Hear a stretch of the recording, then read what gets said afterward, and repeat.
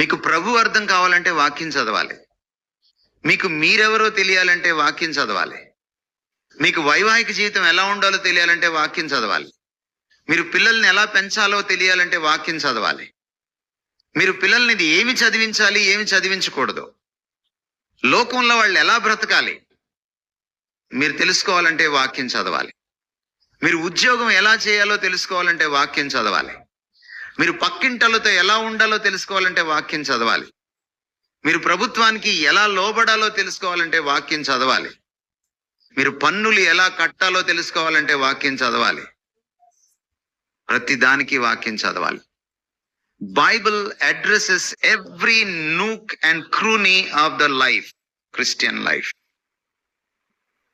ప్రతి minute detail ని కూడా బైబిల్ అడ్రస్ చేస్తోంది క్రైస్తవ జీవనంలో. This is the book which is a manual to the Christian life. అందుకనే ద్వితీయోపదేశ కాండంలో చాలా స్పష్టంగా చెప్పాడు, మీరు కూర్చుండినప్పుడు, లేచినప్పుడు, మీరు నడుచున్నప్పుడు, మీరు పరుండినప్పుడు, భోజనపు బల్ల దగ్గర మీ పిల్లలతో ఈ వాక్యాన్ని గురించి మాట్లాడాలి అన్నాడు ఆయన. మనం వాక్యం చదవడం మానేసాం. మనం యూట్యూబ్లో చదవడము, ఫేస్బుక్ గోడ మీద చదవడము, లేకపోతే వాట్సాప్ స్టేటస్ మీద చదవడము, ఆటో వెనక చదవడము, ఇది ఎక్కువైంది తప్ప చాలా మంది 31వ తారీఖు అదేదో చిన్న స్లిప్లో తీసుకుంటారు కదా, ఏంటది వాగ్దానాలు, అది ఇందులోదే, 26 పుస్తకాల్లోదే. దాన్ని చదువుకుంటారు 10 సార్లు, కానీ వాక్యం చదవ. ఈ వాక్యం చదవడం మానేయడం వల్ల మనకి ఈ రోజున చాలా అర్థం కావట్లేదు. Bible is a matchless book. Matchless.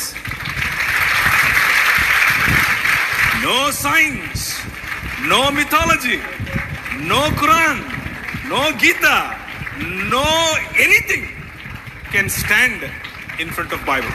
Bible ఎదురుగా ఏది నిలబడలేదు, అంత గొప్పది బైబిల్. అది కేవలం ఊరికి స్టేట్మెంట్ కోసం చెప్తున్నాను అనుకోవద్దు. 24 ఏళ్ళు చదివిన తర్వాత చెప్తున్నా. 24 ఏళ్ళ నా కఠోర పరిశ్రమలో నాకు తేలింది, దాన్ని కొట్టేది రాలేదు, ఇక రాదు. అది బైబిల్.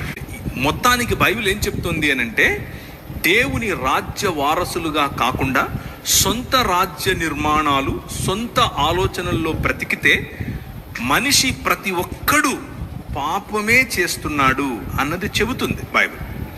దానికి మినహాయింపు కేవలము యేసుక్రీస్తు మాత్రమే.